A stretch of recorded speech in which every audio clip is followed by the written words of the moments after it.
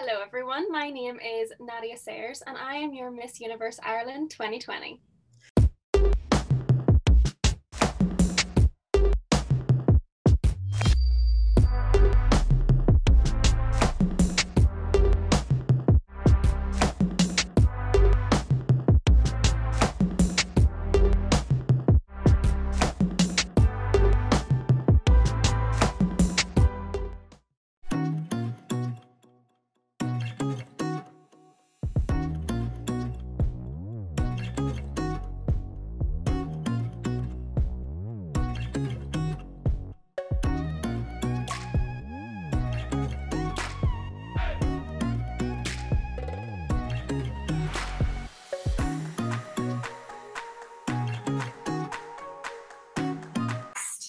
Miss Universe Ireland is Miss Universe Ulster Nadia Sayers!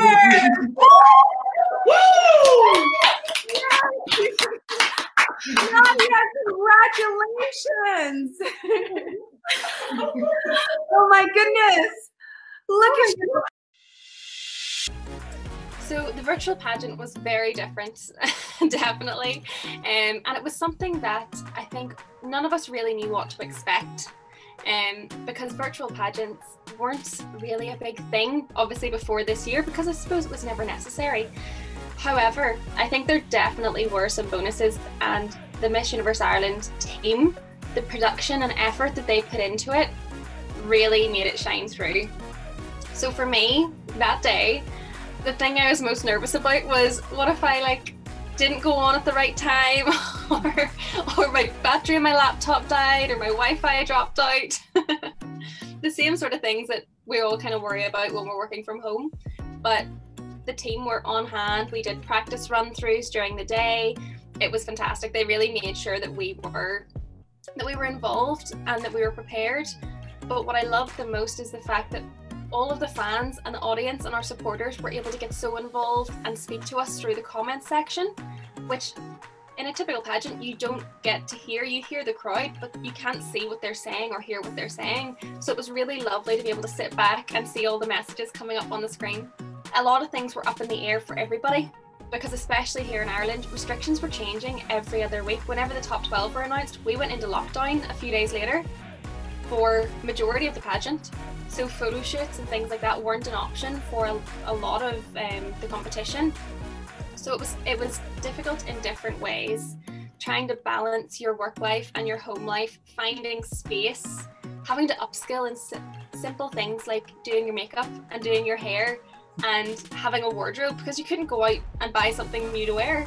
So it was just different and difficult in different ways, but we adapted, and I do think that this year allowed us to build a whole new skill set.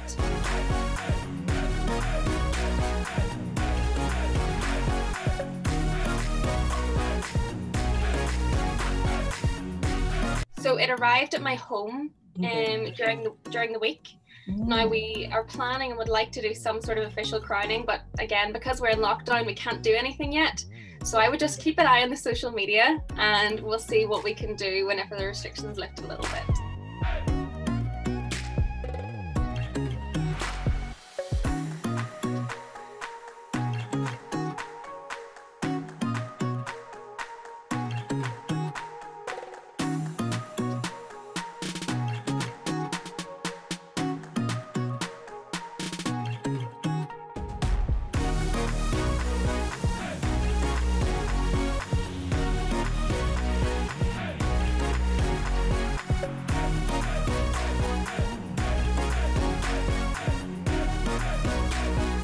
Yes, this is something that I've spoken to a lot of girls about, and a lot of young girls, both in pageantry and outside of pageantry, who are trying to chase another dream.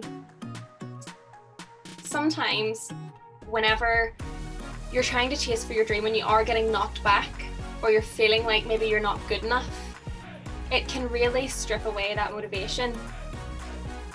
But I always would tell myself, it's okay, this has happened for a reason. This is not my time. Maybe I'm not ready right now, but it will be my time if I keep putting in the work. things aren't going to just come to me. I need to put in that work. And I actually read a quote earlier on today, and it had said, if you're nothing without the crown, then you shouldn't have it. You need to be your own person. You need to know what you care about and know what you're passionate about. And a crown gives you a platform to talk more about that. But you need to have that before you're going to find your crown. So sometimes it might be taking a year out, taking a step back and really reflecting on why you're doing this. If you can find your why and you can have the motivation to keep going, I guarantee you'll get there.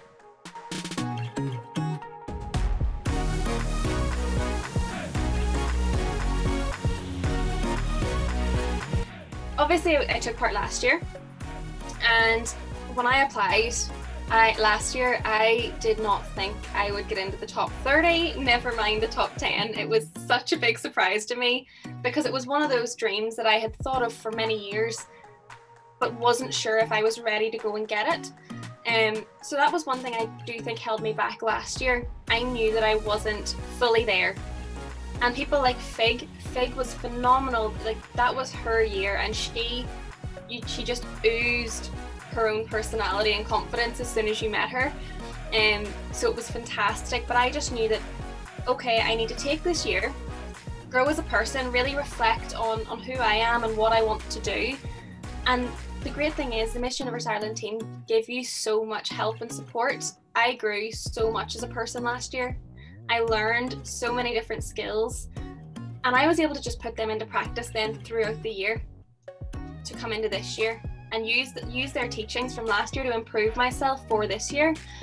And I think that's one thing that they did notice. I came in this year and I was more certain of myself, of what I wanted to do, and I wasn't trying to be the person I thought they wanted.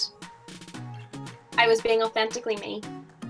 And that is all they wanted. They just want you to be yourself, and that's my main piece of advice for any girl that goes to enter next year or any of the other years.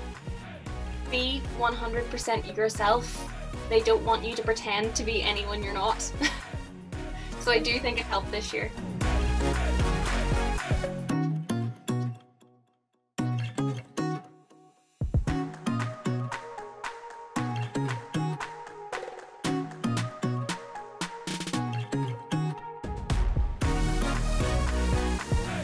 So typically, I love the swimsuit round. And I know that people that are involved in pageantry and that aren't involved in pageantry sometimes disagree on this.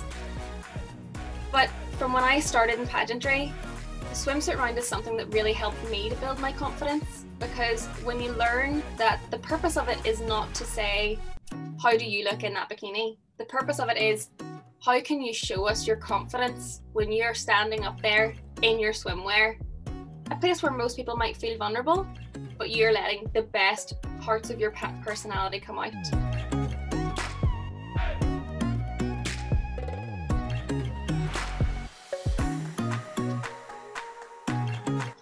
I am a mental health advocate anyway, and I have been for many years now. It's something that I'm very passionate about, and it is one thing that has come from my personal life into my professional life and is now a common thread through my everyday.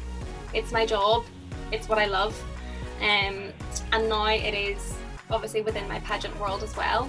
And the main kind of specific point I want to focus on within mental health, because it's so broad, is early intervention. So mental health, everyone needs to look after their mental health and needs to try and maintain it. Your brain is like a muscle and your mind is like a muscle, and it must be looked after. But sometimes we're not taught how to look after it. We're taught to eat a balanced diet for our bodies, and we're taught to go for a walk and be active, but we're not taught what to do to keep our mind healthy. And that is what early intervention is. So part of my job and my hobbies is now to teach children and young people specifically what they can do to try and protect their mental health, and by doing that it will destigmatize it, because it will become a natural habit for them to do. It'll become a natural topic of conversation, and hopefully then it will protect them from maybe having more detrimental effects on their mental health as they get older.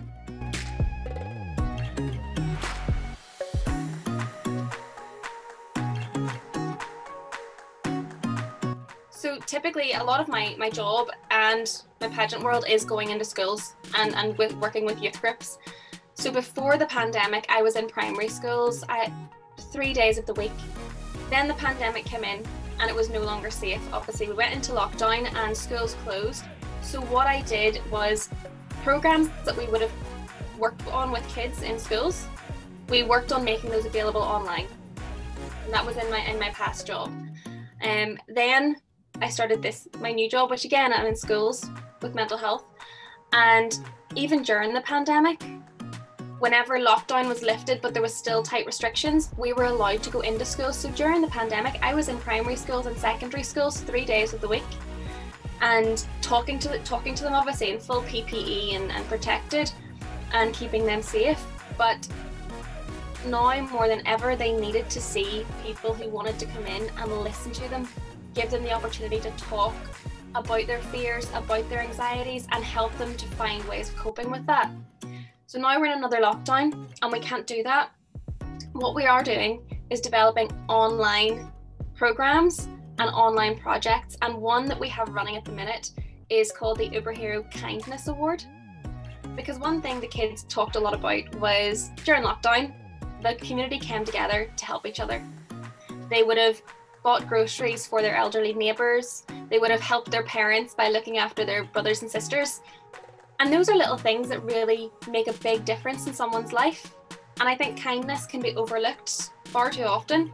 So we are developing the Kindness Awards, where young people and children can send in their acts of kindness and they will get an award and they will get a party box, and we'll have an online ceremony, and we're going to make a whole big deal out of it.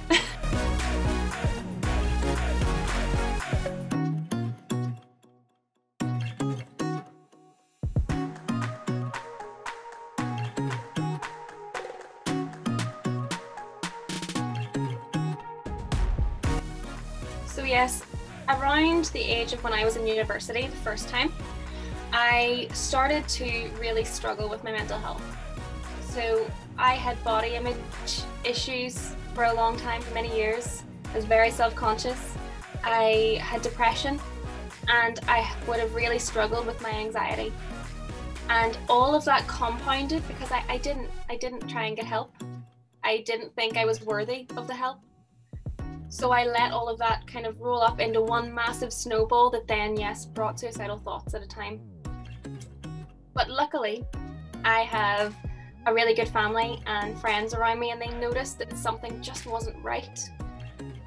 So they took me to a doctor, and I spoke to the doctor, and like it is in most countries, but especially here now, waiting lists are so long for help. So I was able to reach out to, it was a charity, a local charity, and they got me to see a counsellor until I was able to get help from my doctor. So I was in talking therapy for many years. Yes, I was on medication for a few months because that was what was needed. And I was able to come off that, go through my talking therapy, get to the root of what was going on and the root of the issues, and then learn some techniques for protecting myself moving forward. So even now, I would still get anxious. My anxiety would still pop up sometimes, but I know how to manage it and I know how to deal with it now. And I learned that by going and talking to someone. Share. I mean, yes, exactly. Sharing it, because life itself is fantastic, but things happen and it can get very heavy and it can weigh on your shoulders, and you can't be expected to carry that around forever. So it's just about lifting the burden off and lifting the weight off you by sharing it to someone else. And sometimes just sharing it can make a massive difference.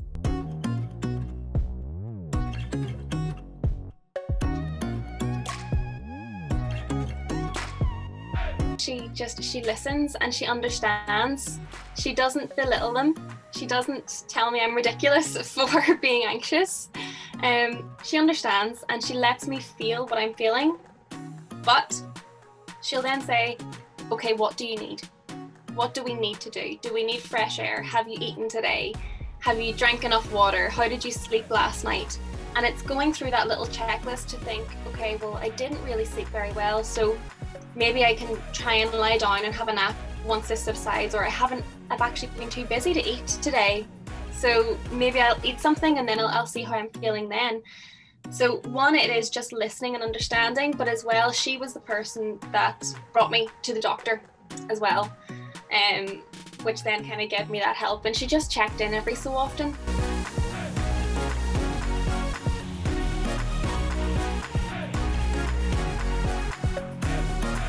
Yes, I am. We're trying to obviously make our best of the situation because I am stuck in my house so far away from the rest of the team. But what I'm doing is, at the minute, I'm trying to keep my fitness levels up, but again, more for my own body confidence and my own self-esteem, and also to get stress out after work, because living in your house and working in your house and spending all your time in your house can build up. So keeping my fitness levels up. I am doing a lot of like meditation and mindfulness and journaling to just keep my mindset level, because again, whenever you're really busy, it can all kind of build up as well. And I'm really just trying to focus a lot of my energy on speaking with interesting and lovely people like yourself, with a lot of local charities and a lot of young people, and trying to get in at the grassroots level and understand what the young people here need and what they want. Because I want to try and make a difference. While I'm here and while I have this crown, I want to continue to try and make a difference and hopefully snowball that then into the future. I think I'm most excited about meeting the other girls. I can't wait. I see some of them online, and some of them we follow each other on Instagram, but I just can't wait to actually get there and meet them in person and see what they're like and learn about their experiences and more, and their social causes as well, and their advocacy. And that's always something that I get really interested in and newly attached to whenever I'm in a pageant, learning about the other social causes the other girls are supporting, because you can never be too aware. There's always some more learning to be done.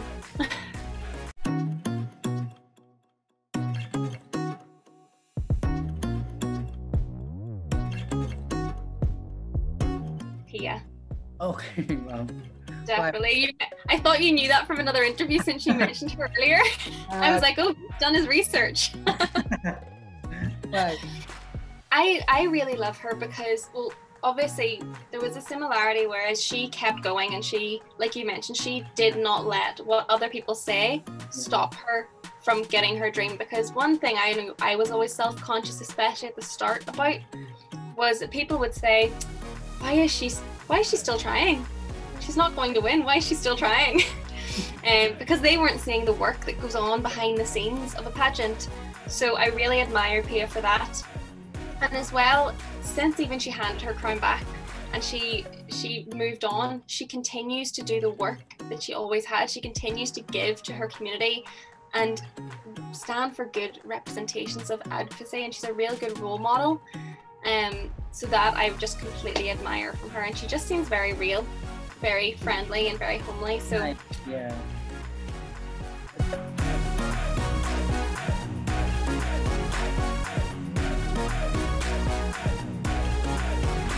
So one of the main charities that I am trying to fundraise for is called Hope for Life. I can share them. I'm always sharing them on my own social media page. But if you go to www.hopeforlifeni.org.uk, you can donate there. They are the charity that they develop all of the comic books that we make and we bring into schools. Their team, the rest of the team, are fantastic. They spend so much time really talking to and listening to the young people. It's a charity that's truly led by the young people. Second charity is called Emerge Counselling Services. They are a crisis and suicide prevention counselling service. All of their therapy is for free. There are no waiting lists, and it is open to anyone that can get there or can contact them. They really do show so much heart, and they get no funding. They fundraise all of the money to keep everything open. Everyone there, every counsellor is a volunteer. So those two charities, any small amount that can go to them will make a massive difference.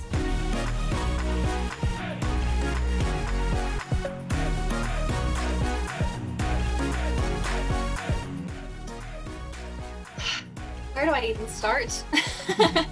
I just want to say thank you so much. Every message that has come into my inbox, I have read. even if there might have been a few slip through that I didn't get back to, but I have read them and they have meant the world. Because even some days when you're getting it tough, when you're so busy, and someone sends you a message of support or comments on a status, and it really does make me smile.